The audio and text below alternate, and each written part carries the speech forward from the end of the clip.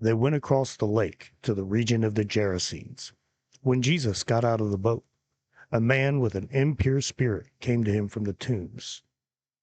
This man lived in the tombs, and no one could bind him anymore, not even with a chain, for he had often been chained hand and foot. But he tore the chains apart and broke the irons on his feet. No one was strong enough to subdue him. Night and day among the tombs and in the hills, he would cry out and cut himself with stones. When he saw Jesus from a distance, he ran and fell on his knees in front of him. He shouted at the top of his voice, "What do you want with me, Jesus, Son of the Most High God? In God's name, don't torture me." For Jesus had said to him, "Come out of this man, you impure spirit." Then Jesus asked him, "What is your name?" "My name is Legion," he replied, "for we are many." And he begged Jesus again and again not to send them out of the area. A large herd of pigs was feeding on a nearby hillside. The demons begged Jesus, "Send us among the pigs. Allow us to go into them." He gave them permission, and the impure spirits came out and went into the pigs. The herd, about 2,000 in number, rushed down the steep bank into the lake and were drowned. Those tending the pigs ran off and reported this in the town and countryside, and the people went out to see what had happened. When they came to Jesus, they saw the man who had been possessed by the legion of demons, sitting there, dressed and in his right mind, and they were afraid. Those who had seen it told the people what had happened to the demon-possessed man, and told about the pigs as well. Then the people began to plead with Jesus to leave their region. As Jesus was getting onto the boat, the man who had been demon-possessed begged to go with him. Jesus did not let him, but said, "Go home to your own people, and tell them how much the Lord has done for you, and how he has had mercy on you." So the man went away and began to tell in the Decapolis how much Jesus had done for him, and all the people were amazed.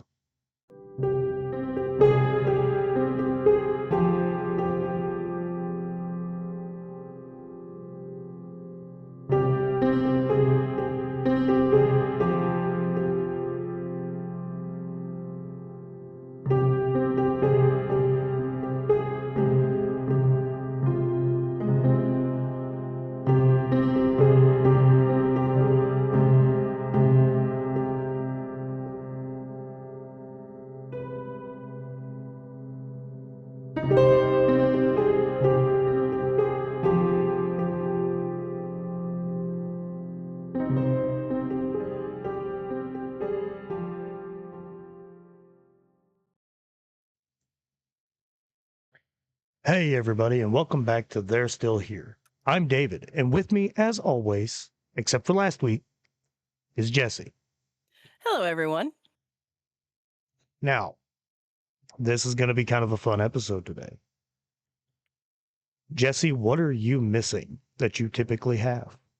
Information, because he hasn't told me nothing. Nope. And I bet you're wondering why.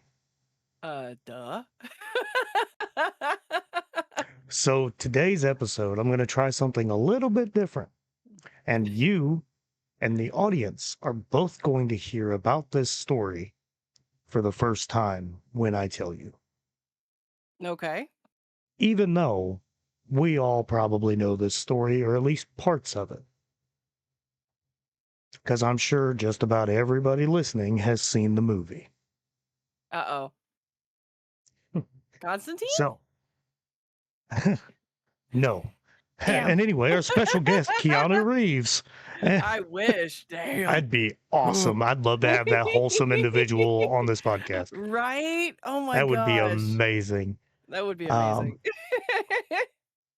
But today, we are actually talking about one of the most famous and most extensively documented exorcisms of the 20th century. Ooh, okay. It Okay. is the true case that inspired William Peter Blatty's novel, The Exorcist, and the Ooh. 1973 film adaptation. Yeah, that was creepy as shit. It was. But beyond all the pop culture, Mhm. it's really rooted in super detailed observations by priests and relatives and eyewitnesses, Oh, from the right? account? From the account. And today we're going to talk about the early disturbances that started in Maryland, actually, and Really? then made its way to St. Louis, Missouri. Oh, shit, okay. Hmm. Yeah. So are you excited about this one? Oh, yeah.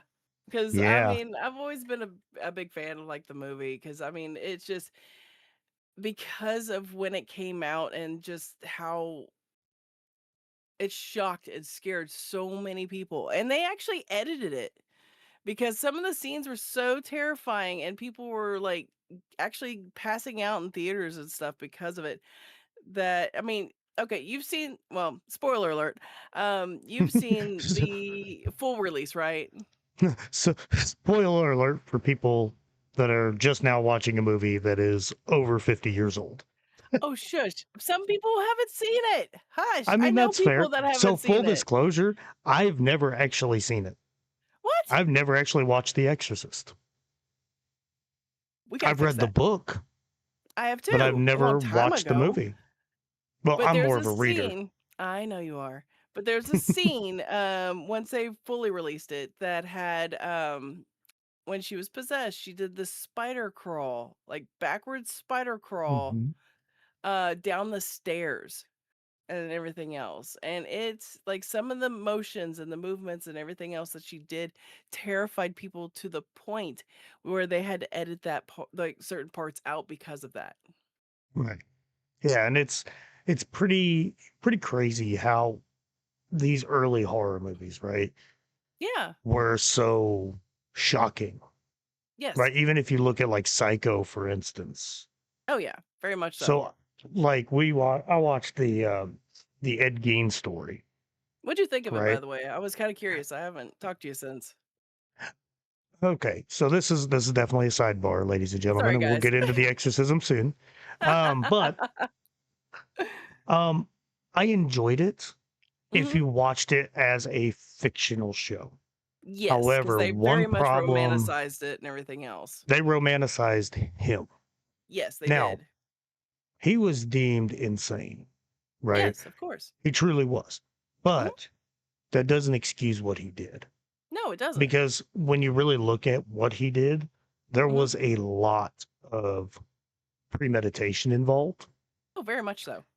But I look at it kind of in the same way they did the Ted Bundy movie Yeah. with Zac Efron, where they kind of romanticized him and kind of made Hmm. him kind of a victim of himself, right? And it's like, Until I he, didn't like that was that. creepy. Yeah, yeah. But they When they really did that hard. let him act like he's showing his true colors aspect of that. Yeah. Ooh. And so, real quick, Zac Efron absolutely killed in that role. Oh, he did such a good job. I mean, his mannerisms and everything he did Mhm. off the like just watching the documentary, like the videos of Yeah, actual Ted Bundy compared to what he did, and it was just mind blowing. He did such a great job. exactly. And it's like, to think that the guy from High School Musical Mhm. did that, Played a you notorious know, serial killer.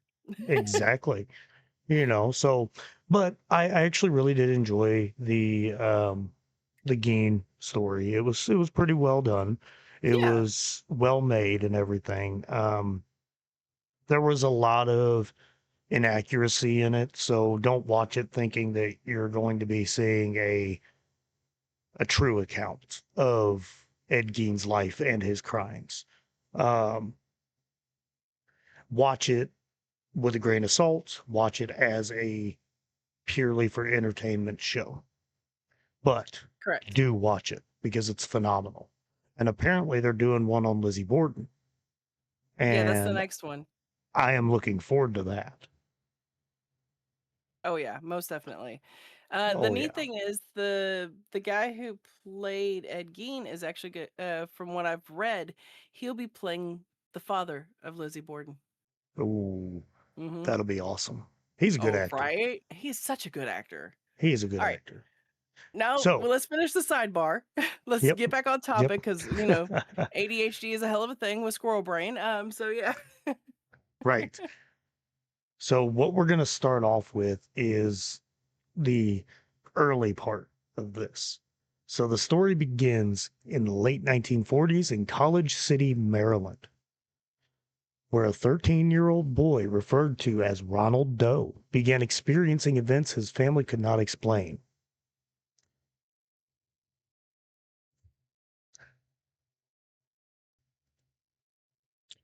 So the story begins in the late 1940s in Cottage City, Maryland, where 13-year-old Roland Doe began experiencing events his family could not explain. Later investigations and recordings, especially in the diary kept by Jesuit Father Raymond J. Bishop, place these phenomena starting as early as January of 1949.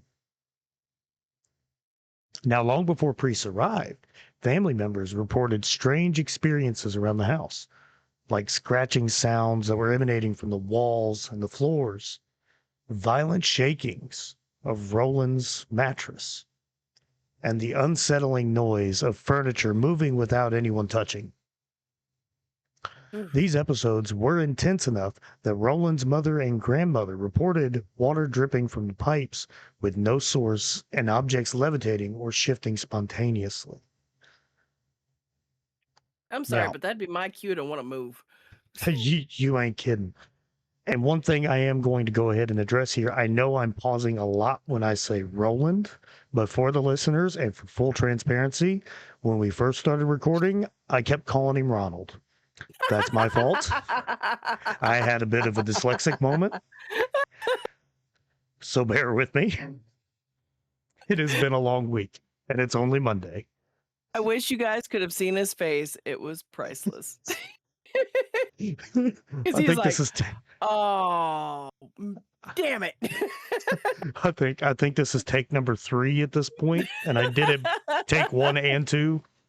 Good Lord. So just some behind the scenes for everybody. We all have those moments. And plus, we're recording on a We do. Monday of all days. Hey, right. I mean, good Lord. And that's after a 16-hour shift for me. Yes, you had a crazy weekend. Excuse me.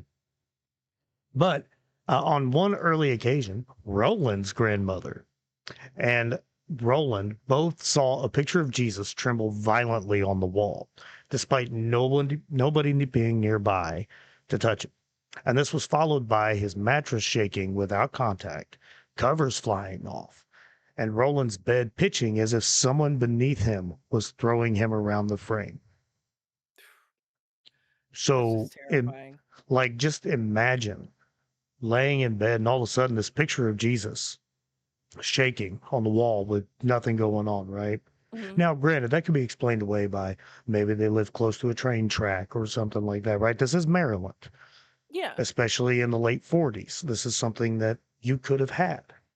I mean, thin walls, it could be like different things. Like you said, it could be trains, it could Hmm. be, well, shoot, some pipes used to rattle the Yeah, walls, like depending on how yeah, the house was made, especially with the hot water pipes and the temperature exactly. change and everything else. So there's a lot of different factors, but in his case, that wasn't the case.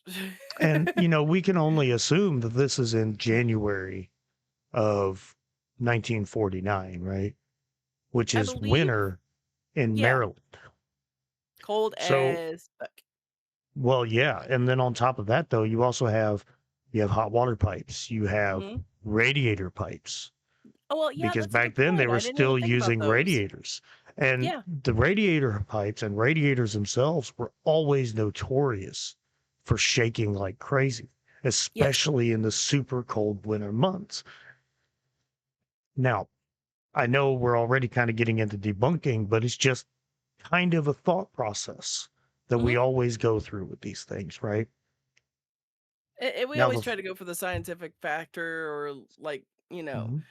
just things that are not supernatural, but they would be just common knowledge about like how things were built or how things were Well, made or just things like that. But it but is we what it is. also know that when you're already experiencing things that are unexplainable, it can still be absolutely terrifying. Facts. And 100% facts. so the really interesting thing about other witnesses at his school, for instance, witnesses later reported desks sliding into aisles without students touching them. Books, coat hangers, and even fruit were flying through the air and landing near Roland's desk. So this was even happening at school. This wasn't just happening at home, which is wild. See, I didn't know about that part. I thought it was all stuck within the home. No, this was Oh, everywhere. so it And was what's even attached to him the worse, whole entire time and it was feeding off of it was coming from him. well, Or the disturbances hearsay, I'm guessing.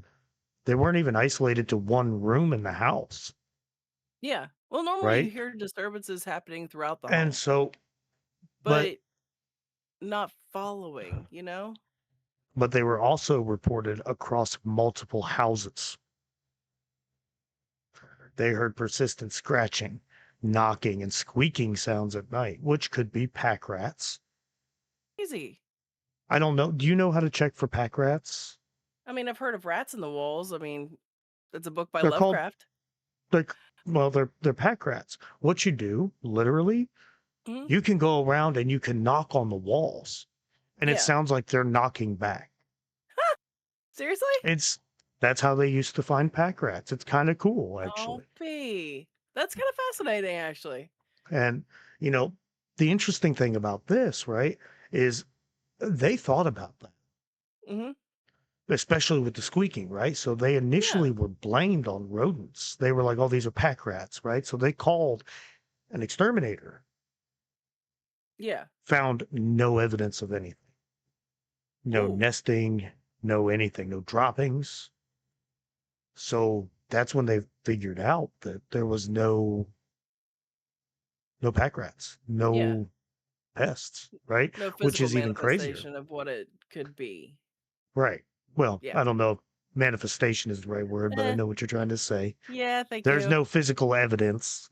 That works too. Words have been hard today, so you have to ignore Yeah. me. But another interesting thing to note is Roland's demeanor changed as well. He became he began howling and screaming with voices that did not sound like his own. Oh, wow. And he developed a cold, emotional detachment from his family, including outbursts of aggression and hostility, That's which are just all trademarks. yeah. The sudden shift of a possession or even an oppression. Mhm. It's hallmarks. It's kind of like the stages of possession. Like Hmm. that's like key factors. There's always like certain like disturbances, you're right. That's always one factor. And then it goes from let me use now I'm using the word correctly. Physical manifestations of markings, scratches, things like that on the body of a person. Um or like hearing Hmm. things or hallucinations that only they see or hear. Um that's the reason why a lot of them go through like psychiatric care Right. because I think it's just something in the mind before they Right. realize what it truly is. Well, it's like, when you really look at kind of what you're talking about is the stages of possession, right? Now, Yes. so from the viewpoint of Catholicism, which is kind of what we're dealing with tonight, there Yes. are a lot of so just so everybody knows, in a lot of cultures, there are actually different versions of exorcists, right? Yes. So this is strictly looking from the Catholic side of it, right? But you have your first stage in possession is always obsession, which is Mhm. like mental influence, intrusive thoughts, which are often suicidal Yes. and they affect the dreams, right? And then you have oppression, which is like external things, right? Where you have, bad luck, physical pain, and it's a lot like Job in the Bible, Yeah. right? Which is one reason why I chose the Bible verse, Mark 5, 1 through 20 to open this episode because it is based around that. Now, the third step is infestation, which affects places or animals, but not people directly, right? So it Yes. makes it uncomfortable to be in, right? Foul smells, things like that, right? Yes. And then you have possession, which is the full takeover of the body, loss of control, right? Mhm. So it officially takes over you. So think of if you've ever seen the movie The Right with Anthony Hopkins, Yes. right? So in the scene right before the exorcist in training has to do the exorcism on him, spoiler alert, right? Mhm. You see him where he is completely changed, or the end of or like the end of The Conjuring, the first one, where the mother is completely taken over by Bathsheba, Yes. right? That's the same idea. But then you also have it's called subjection. I'm sorry, I can't speak. It's called subjection, which is a voluntary submission. Told you, words are hard today. They are, but subjection is where the affected person voluntarily submits to the evil forces, Yes. It's right? basically where they end up submitting because the fact they've been physically and mentally broken down to the point Hmm. where they have no other option other than to give in because their willpower and their Well, spirit is completely broken. and sometimes it may not even be that. It may just be they've been convinced. Mhm. So there is It's something. like It's the called little, perfect possession. little devil on your shoulder, Hmm. giving you the ideas, giving you the Yeah. options and stuff like that. And yeah, It's like whispering the in your idea ear. of perfect possession. There's some, so you have possession, Mhm. which is very involuntary, right? But then Yes, you have it's perfect possession, which is voluntary. They have invited yes. them in. And I forget who put forward that idea. I forget his name. But basically what he said is if you can help somebody that's dealing with possession, Yes. but if you can't help somebody that's dealing with perfect possession, there is nothing that you can do. No. And so there is a big difference between the 2. It's like making a deal with the devil. They basically Hmm. sold their soul for that. Yeah, and you don't get cool superpowers like Ghost Rider, just so you know. Nope. And you don't get to win the lottery or free money or nothing like that. No, your Nope. soul just got evicted and straight to hell. Yep, And exactly. yeah, and well, and the different theories and well ideologies stuff like that. Yeah, So yeah, yeah, depending on which exactly, book you read, depends on what happens and exactly. It, everything. it, and that's the interesting thing about all of this, right? Hmm. Is it entirely depends on what you believe, Yes, 100%. right? Like, what are the chances of an atheist being possessed by a demon? That is a good question because It's got to be insanely rare because what do they gain yeah, from that, right?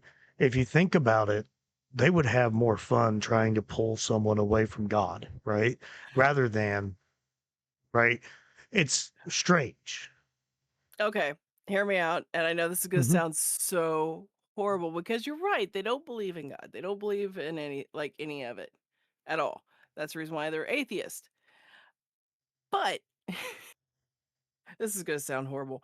Nothing against atheists, but what if they're already possessed and that's the reason why they become that and start acting that way and try to pull people away Anyway, to guys, convert? thanks so much for tuning in.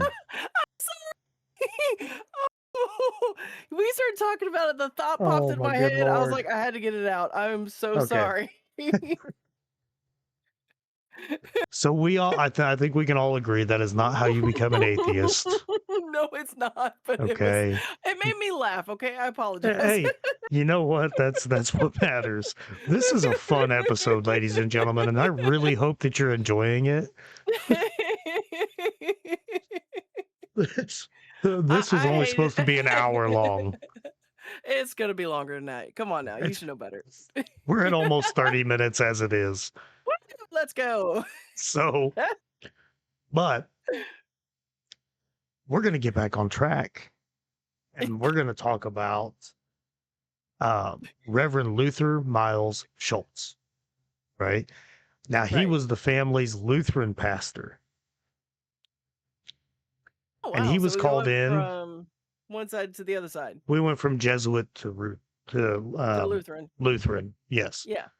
Now, he was called in to first observe the phenomena firsthand, right?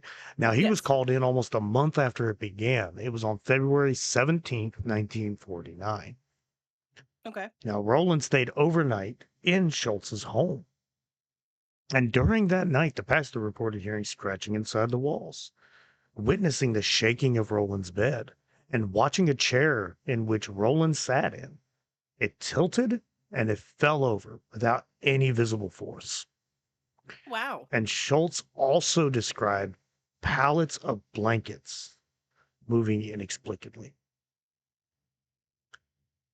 Wow. And at one point, in what Schultz described as a trance like state, Roland curled up in an armchair.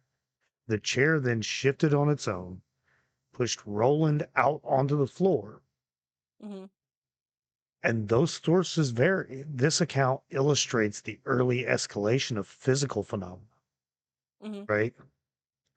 Now, when the pastor advised the family to contact a Catholic priest experienced in exorcism rites, it really marked a turning point, transitioning the case from unexplained household disturbances to a spiritual investigation. Yes. And now, so the first Catholic intervention, it actually happened in Maryland. Okay.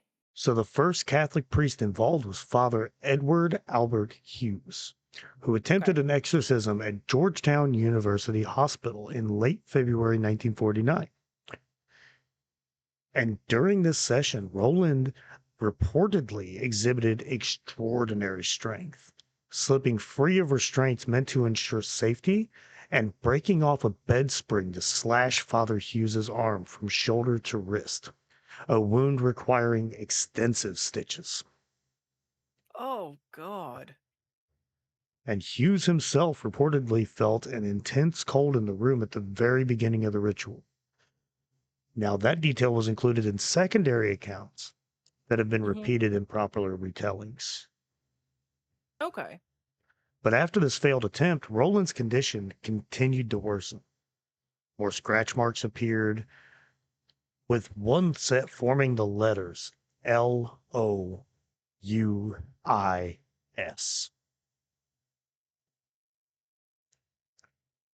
which Roland's mother interpreted as a sign leading the family to travel to St. Louis, Missouri, where they had relatives. Oh, wow. Mhm. Okay. So I wondered why it went from one point to another. It was that. It was so the scratch marks appeared to form the word Lewis. Yeah. Well, his mother had relatives in St. Louis, and she took that as a sign that she needed to go there. Yeah. And then once in St. Louis, the terrain of the phenomena shifted. Roland stayed with relatives in the suburb of Belnor, where the family's efforts to seek help deepened. Hmm. And this is where Roland's college age cousin contacted a professor at St. Louis University, who in turn brought the case to Father Raymond J. Bishop, a Jesuit priest who had become the primary chronicler of the events. Okay. Bishop's diary provides a day by day account of what was happening. So on March 7th, again, about a month later, Yeah. March 7th, 1949, his records describe scratching and claw like sounds on Roland's mattress. violent bed shaking when he laid down, and repeated episodes of objects moving around the house when the family was present. Mhm. And family members, such as his uncles, aunts, cousins, and friends, they witnessed furniture being knocked over or sliding without any kind of contact.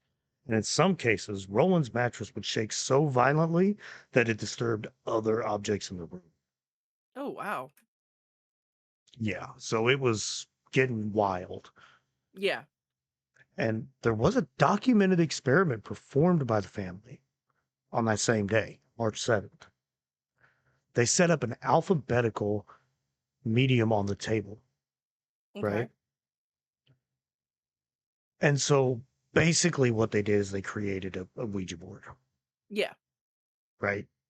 And they took pieces of papers and arranged them and they asked for responses. The table itself moved to underline particular letters in the sequence. When they asked if Aunt Tilly or Harriet was responsible, the table moved to indicate yes. And knocks on the floor followed the pattern they requested: 3 knocks for affirmation and 4 knocks to confirm, Yeah. right? And despite these communications, a sense of malice gradually emerged in the phenomena, far beyond the initial pattern of seeking contact. So it really started to escalate after Yeah. that. Well, it's because the fact they went to the next level of, well, they were recognizing that it's there. They're speaking with it and everything else. So it's just Mhm. giving it power. Exactly. And that's something that people don't realize is when you speak with something like this, or even with the paranormal in general, you are feeding into it. You Yeah, are you're giving using it some of energy. your energy in Hmm. those moments, and you are sharing Yes. your energy to get a response. And in these cases, when you have something like this, whether you believe that it's a demon or a negative energy or whatever, right? Hmm. It's never a good thing. No. And excuse me. So when priests and families they witnessed Roland's bed and furniture shifting violently, like with objects like holy water and relics flying across the room or Hmm. falling without apparent cause, and scratches forming on his skin with words like hell Hmm. repeatedly appearing, even areas of his back that he couldn't reach. Yeah. One of the most striking observations recorded in the diary was the appearance of a larger, pitchfork shaped pattern of red lines that Hmm. extended from under Roland's upper thigh down toward his ankle. A pattern observed by Father Bowdern at a close range without anyone touching the skin. Yeah. During these escalating weeks, Roland spoke in deep, unnatural voices at times, described by witnesses as guttural, and occasionally in Latin or fragments of hymns and songs he could not have learned and that he didn't study formally. Yeah. Because I mean, it just shows like it's crazy because the fact, I mean, you can't blame radio, you can't blame TV or nothing like that Mhm. for those instances because of everything. Right. And as far as I knew, like they didn't really go to church or anything either. I mean, they were spiritual. Like they did Yeah, go to church. They did, I mean, when they but lived not in, enough for him to know those things. well, they lived in, or when they lived in Maryland, they were Lutheran. Right, so it's So they completely did different. the Lutheran church. Well, it's not too far off, to be honest with you. I don't know if you've looked too much into Lutheranism. It's Not in particularly. I've gone to different like churches and yeah, experienced it's different types of sermons and things like that. So it's just depends. it's definitely Protestant versus Catholic. Yes. Um, but a lot of the teachings are very similar. They can kind of go hand in hand at times. Hmm. Um, it's, but basically they follow the teachings of Martin Luther, Yeah. right? Lutheranism, Protestantism, it's the Lutheran Reformation, right? Hmm. But that's not what we're talking about today. This isn't Sorry. religious podcast just yet. We might actually do an episode on that in the future, though. Keep an eye out, because I think that is something important to actually talk about. And why not? It does never hurts. Exactly. Exactly. But as Roland's behaviors grew more intense and dangerous, the location of the rites shifted, right? They were initially Mhm. conducted just at relatives' homes and, family homes and stuff like that. Yeah. And the first major sessions were moved to the rectory of St. Francis Xavier Church. Oh, wow. And when the activity remained too forceful and unpredictable, Roland was actually transferred to the psychiatric ward of the Alexian Brothers Hospital in South St. Louis, a building later known as South City Hospital. Oh, wow. I didn't know that. hmm And there, Jesuit priests, including Father Walter H. Halloran and Father William Van Root, assisted Father Bowder in carrying out a set of scheduled rituals that spanned more than 6 weeks and over 30 separate sessions. And in one early hospital session, Halloran noted that words such as evil and hell appeared as red welts on Roland's chest and limbs. Wow. And during the Litany of Saints, which is a formal Catholic prayer invoking intercession from the saints, Mhm. Roland's mattress began to shake violently, echoing earlier episodes from the Maryland home. Yeah. And at one point in the hospital, Roland's nose was actually broken during a violent episode when Father Halloran attempted to help restrain him amidst the ritual. That poor child. This kind of stuff happens. I I mean, know, but it it's still really it's does. heartbreaking. And a lot of times, so just from my research, so this is definitely a different time, right? This Mhm. is 1949. If from my research, if they were to do something like this now, there is Mhm. an entire team of doctors and physicians and psychologists. They have They so many have a things in there, lot, yeah, in right? place to make sure that, well, the victim It's is healthy and safe it's I for mean, the most part, yes, and but hydrated, and because they honestly, use IV and everything else and restrained. But yeah. it's actually more about liability. Well, that too, yeah. Like I hate to say that because I know they're trying to do good, right? Mhm. But with an organization that large and with Yeah. something this harsh, it is a Yeah. very important thing to keep in mind is liability, right? Like it's not That that is they true. don't care, Yeah. but they also recognize the need, Yes. right? But, and we're probably going to talk about it in a later episode. But one case that we're going to talk about Mhm. is the exorcism of Annalise Michel, Yeah.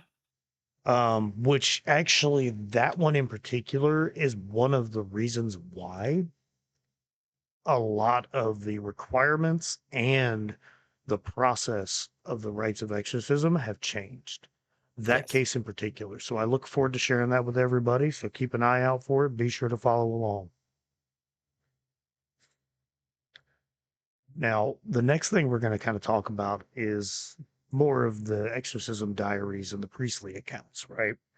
Yes. Now, they contain some of the most dramatic and unsettling descriptions, right? And on Holy Thursday, a night deeply significant in the Catholic tradition, Roland reportedly cried out that making the process hurt so much that he begged those present to stop discussing it. So just talking about Holy Thursday. Wow. And then one night, while making the Stations of the Cross outdoors on a Jesuit retreat near the Mississippi River, Roland allegedly attempted to leap from a high bluff, an act only stopped by Father Halloran's intervention.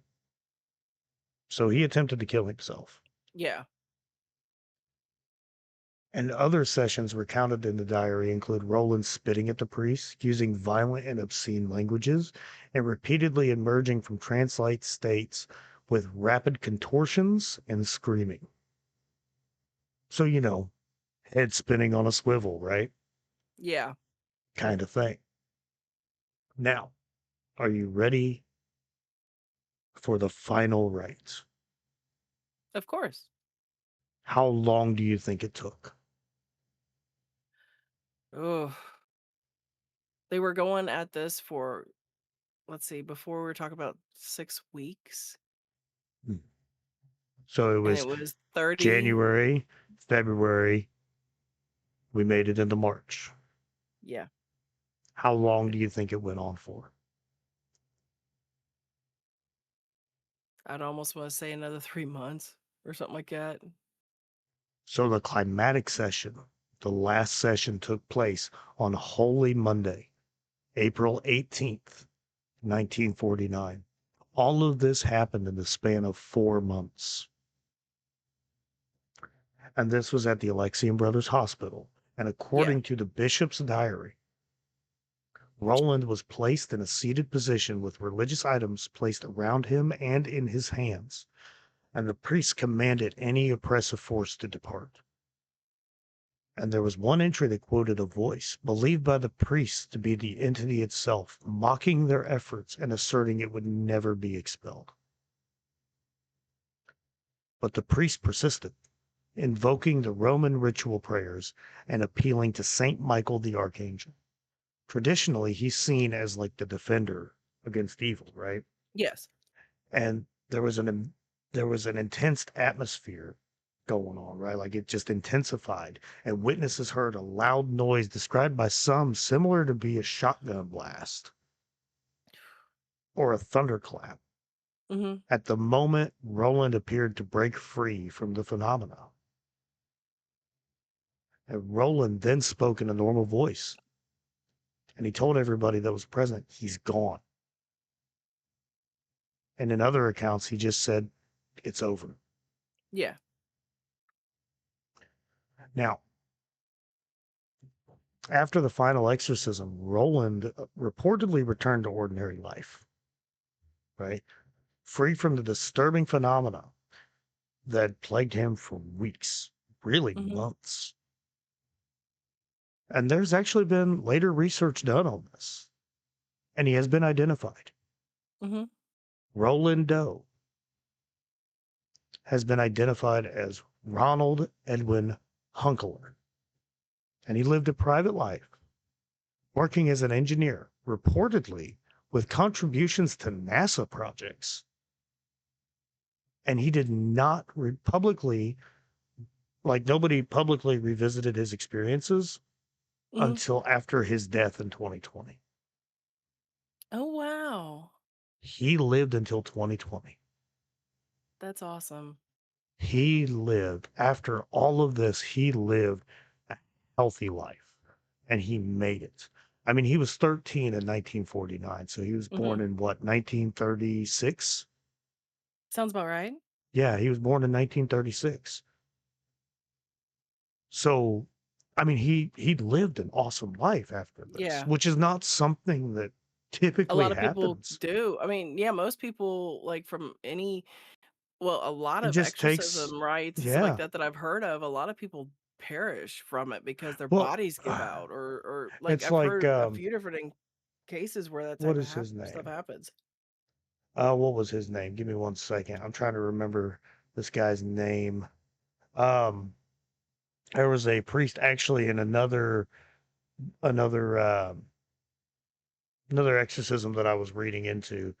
Uh, and what he had said is usually what happens is when you become an exorcist, you don't stay an exorcist for long No. because usually after your exorcism, you don't survive, right? Yeah. Now, granted, this guy lived until he was 76 years old. So he Hmm. kind of, broke his own rule. But, you know, I mean, it's Good for just him. really nice. Yeah, it's just really nice to see this kind of stuff work out. I mean, come on, this guy ended up working as an engineer. Yeah, for NASA of all things. Well, he had Or, contributions to well, still NASA. though, he still I mean, helped them. That's a that's big still thing. absolutely phenomenal, Sorry, right? guys. Yeah. And I mean, that's it makes excellent. me so happy. right? You go through He had something a like happy this, ending, and he it probably had a is, family and stuff like yeah, that. yeah, and it's so hard just to go through this. Yeah. And then all of a sudden, you get past this and you just live your life. That is persistence. That is what you should strive for. That is proof that nothing happens to you, Yeah, right? very much You so. can always move forward, no matter what it is. Yeah. Now, we're going to talk a little bit about the cultural legacy because I know everybody loved the movie, even though I haven't seen. But really, where the case entered the public awareness was through the journalist Thomas B. Allen's book called "Possessed: The True Story of an Exorcism," right? Which Okay. drew heavily on Father Bishop's diary and other eyewitness accounts. And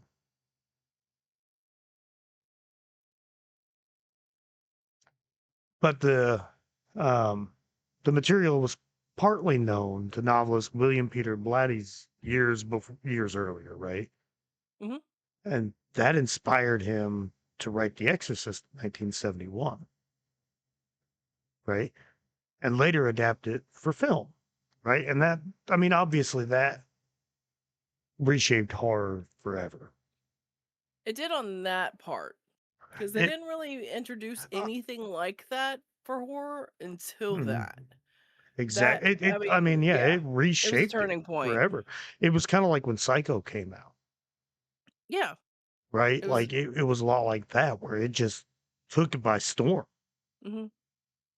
And although Blatty changed many of the details, including the gender of the affected child, the core Yes. elements of like violent bed shaking, levitating objects, spoken phrases, and bodily markings, they're all traced back to incidents in the Doe case, Yep. right?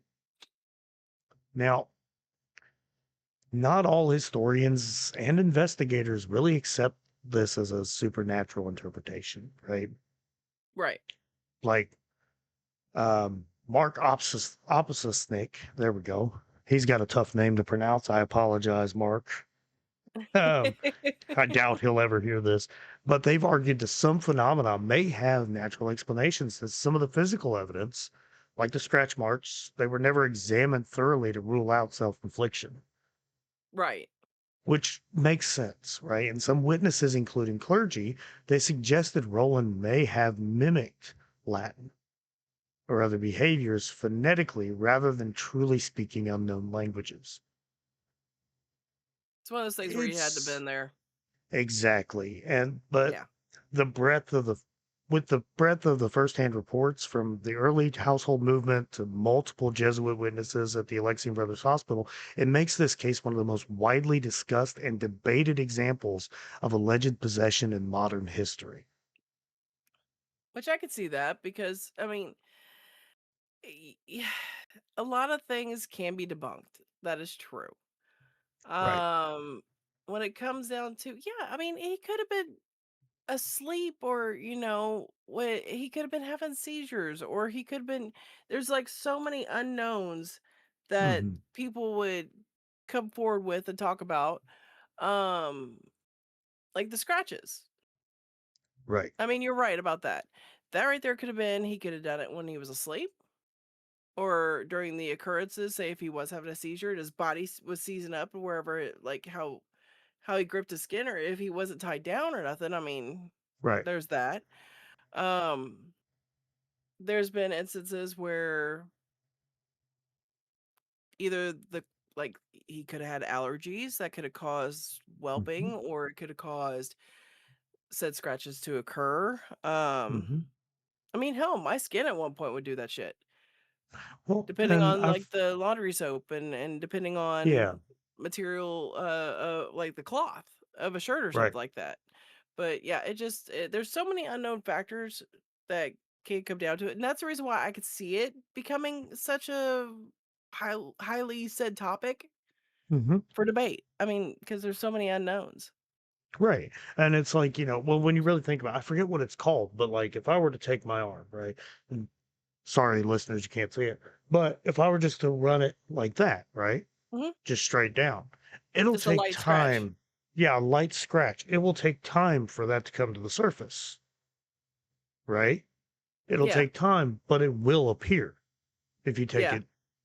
You have to do it in a certain way. I forget. There's a name for that, and I forget what it is. If Depen anybody If anybody knows what that is, because it's driving me bonkers, please feel Okay. free to reach out to us. Whenever I But was younger, I did deal with mm, that. And yeah. it's not eczema or nothing like that. It's just it's where I think for me it was a dietary thing because ever since I changed my Oh, diet, I haven't had that issue anymore. But I could hmm, literally like not even scratch, just rub and it would whelp right. up. Yeah. Like it was so And easy it's to make my like, skin do that. well, there's a name for it where it comes in, and it's like, it's not so much a medical condition, it's more Mm. psychological because you do it to yourself Oh, and the you don't psychological realize that aspect. you're doing it. Yes. Yeah. There's a name for it. I don't remember what it is. Um, You know what? If we figure it out, I will say something in housekeeping next episode so everybody can know. yeah, because we're gonna Or, have to you research that. can, That's gonna drive me nuts. Because for me, it was just my skin would act up. Because I yeah, mean, I the went through so many the different other things. thing I people mean, could do is people could also just tune into the live stream and on join Sunday. us on Twitch on Sundays Oh yeah. as long as I don't get shipped off for work again. But Remind the listeners what you do so they know. so for work I am an emergency highway maintenance technician. So when it snows, when there's a big accident on the road, or if a tree falls over, I get called in. And this past weekend, we had to cancel um, our live stream because I actually got sent about 4 hours north to help out with a major snow event. Hmm. But I'm back now. Here we are, and Yay. we're doing it. So, but Jesse, after listening to everything here, what strikes you the most about it? Was it the physical phenomena, the repeated rituals, the emotional toll on Roland and his family, and the priest? Or was it how quickly and viciously this story entered pop culture? A little bit of everything, honestly. Because I feel for the family. Hmm. And for Roland because the fact it is a toll.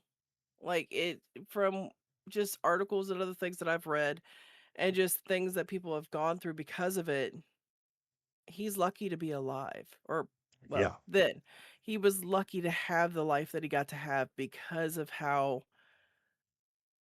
I've heard of cases where people have died because of dehydration or they've Hmm. died because of malnutrition. I mean, because the fact they wouldn't eat, they wouldn't drink or anything around that because of those factors and because it kept going for so long, the body just giving out Yep. because Oh. it wasn't strong enough to withstand Well, and then you come everything. into the idea of and what happened with Annalise Michelle. Yeah. I mean, she was beaten. Yeah, she was. She was starved. She was deprived of water. But that also There goes with were, different rights compared to what well, he went through compared to what she went through. but this was also, so we're going to talk about Annalise Michelle because I do believe that that is something that we need to talk about. Um, because it's really a cautionary tale about taking these things seriously. Yes. Because really, the priest kind of made that decision, and they Mhm. all ended up getting hit with manslaughter. Yes. And like they killed her. They did. I'm sorry. Mhm. After just personally researching that case, I don't think it was a case of demonic possession. I think that she had a mental illness that was undiagnosed and untreated, and they took it upon themselves to call it an exorcism, a demonic possession. Yeah. Now, obviously, that's not what happened here. No. because no matter how you shake it, right? He had the experiences.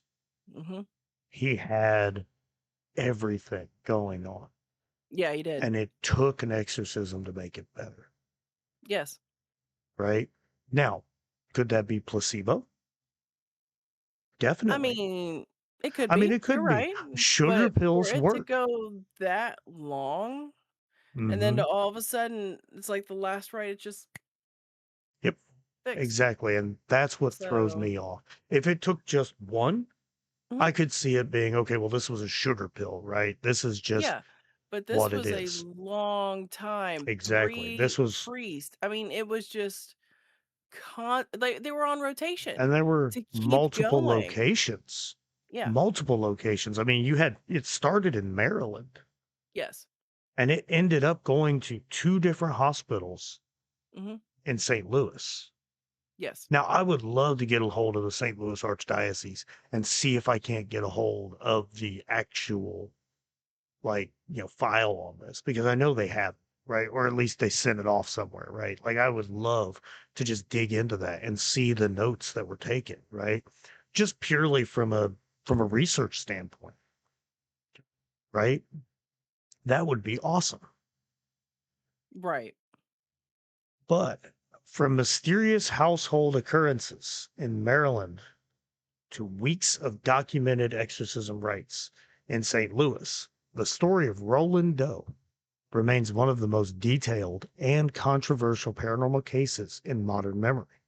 Whether interpreted through faith, psychology, or cultural lore, its impact resonates in literature and film to this day. And it reminds us that some stories endure because challenge what we think is possible. Almost said impossible, but possible. Okay. You know what? Just for fun, we're going to have Jesse read that line one more time. Words are hard. Shut up.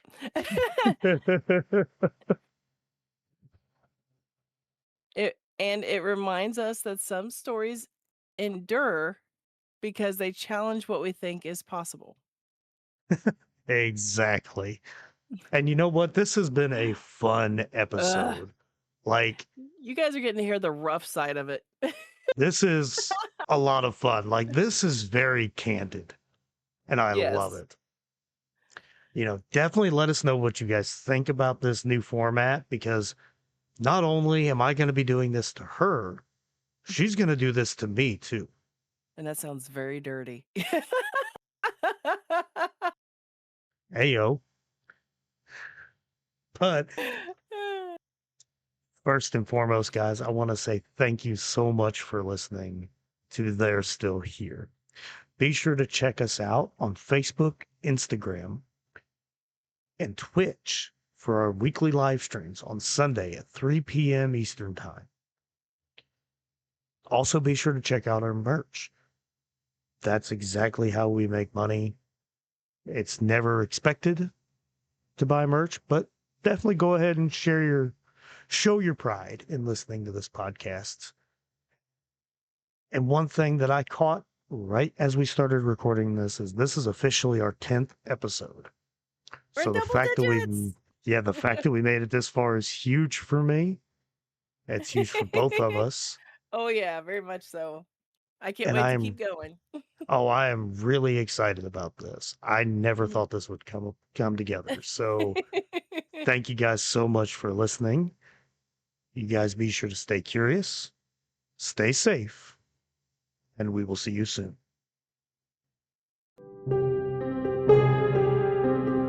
My name is Jessie. Thank you for tuning in to They're Still Here. Be sure to follow us on all our social media and join our Discord. Check our link tree for all of our links. Our theme is SCP X7X, 6th Floor by Kevin MacLeod and Compotech.com. License under Creative Commons by Attribution 4.0 license. Stay curious, stay safe. We will see you soon.